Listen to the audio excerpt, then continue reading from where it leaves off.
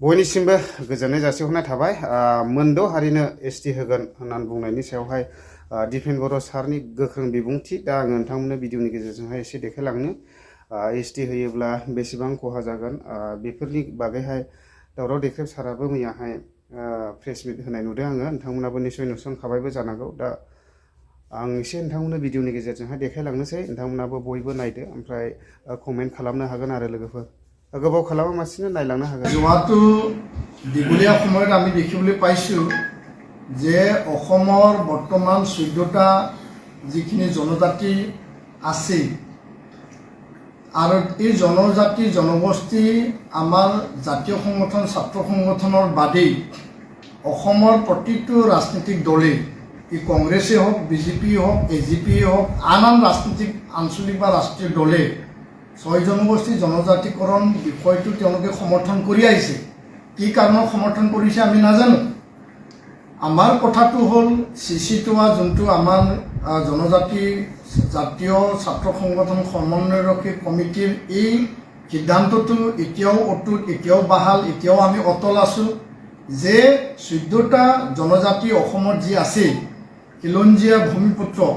আমি এতিয়াও বহুতো পিছত বহুত দিশত আমি পিছপৰা আমি বঞ্চিত লাঞ্ছিত আমি শোষিত আৰু এই 14টা জনজাতিৰ অস্তিত্বৰ ৰক্ষাৰ কাৰণে আমি সদায় যুঁজ কৰি আহিছোঁ কৰি যাম এই জনজাতি বৰ্তমান যি এক্সিষ্টিং ট্ৰাইবেল আছে ইয়াক ক্ষয় ক্ষতি কৰি পেলাই ইয়াক আঘাত দি পেলাই ইয়াৰ ওপৰত জাপি দি পেলাই মানে নতুন জনজাতিকৰণ আমি কেতিয়াও নিবিচাৰোঁ আমাক কোনো ক্ষয় ক্ষতি নকৰাকৈ কাকবা ৰাজনৈতিকভাৱে কাকবা সাংবিধানিকভাৱে বিশেষ সুবিধা প্ৰদান কৰিব কিবা প্ৰিভিলেজ দিব সাংবিধানিক আৰু ৰাজনৈতিক মই দুটা কথা কৈছোঁ পলিটিকেল আৰু কনষ্টিটিউশ্যনেল বিশেষ এটা সুবিধা দিব কাকবা প্ৰিভিলেজ দিব সেইটো ইকনমিকেই হওক বা আন আন দিশে হওক আমাৰ একো ক'ব লগা নাই কিন্তু বৰ্তমান যি অসমত জনজাতি আছে সেই জনজাতিৰ ক্ষয় ক্ষতি আঘাত সানি পেলাই কোনো সিদ্ধান্ত লোৱাটো উচিত নহয় আৰু এই কথাটো ছয় জনগোষ্ঠী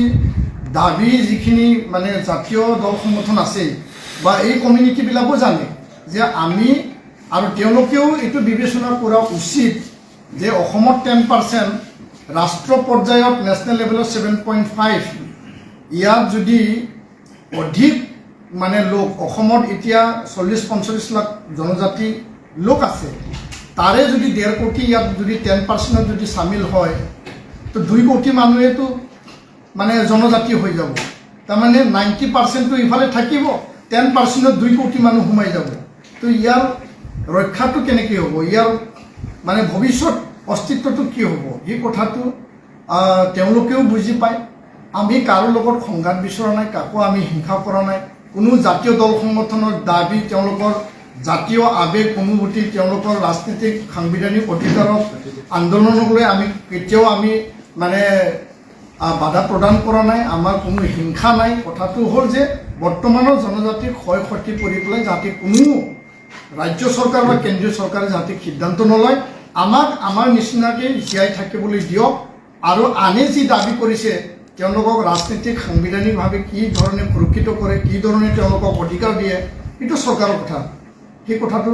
আমাৰ ফালৰ পৰা আমি স্পষ্ট কৰিছোঁ অসমক জনজাতি ৰাজ্য হিচাপে ঘোষণা কৰিলে খিলঞ্জীয়াৰ অধিকাৰ সুৰক্ষিত হ'ব বুলি আপুনি ভাবে নেকি নাই জনজাতি বুলি তেনেকুৱা কনচেপ্ট মানে ৰাজ্য বুলি কোনো কনচেপ্ট নাই মানে ট্ৰাইবেল ষ্টেট বুলি আপুনি সমগ্ৰ ভাৰতত যদি চায় আপুনি আজি ছত্তীশগড়টো যদি চায় ঝাৰখণ্ড যদি চায় আপুনি যদি উৰিষ্যা চায় চেণ্ট্ৰেল ইণ্ডিয়াত বহুতো তেনেকুৱা ট্ৰাইবেল কমিউনিটি ডমিনেটেড ৰাজ্য আছে তো তেনেকুৱা ট্ৰাইবেল ষ্টেট বুলি কোনো নামাকৰণ নাথাকে কোনোবা ৰাজ্যত জনজাতিৰ সংখ্যা বেছি হ'ব পাৰে কোনোবা ৰাজ্যত জনজাতিৰ সংখ্যা কম হ'ব পাৰে কিন্তু ট্ৰাইবেল ষ্টেট বুলি তেনেকুৱা ৰিকগনিশ্যন ইণ্ডিয়াত সংবিধানত তেনেকুৱা লিপিবদ্ধ নাই এইটো মানুহে বনাই লোৱা এটা কনচেপ্ট মানে জনজাতিৰ সংখ্যা বাঢ়ি যাব পাৰে কিন্তু এইটো ট্ৰাইবেল ষ্টেট বুলি কোনো তেনেকুৱা লিপিবদ্ধ সংবিধানিক মৰ্যাদা তেনেকুৱা নাই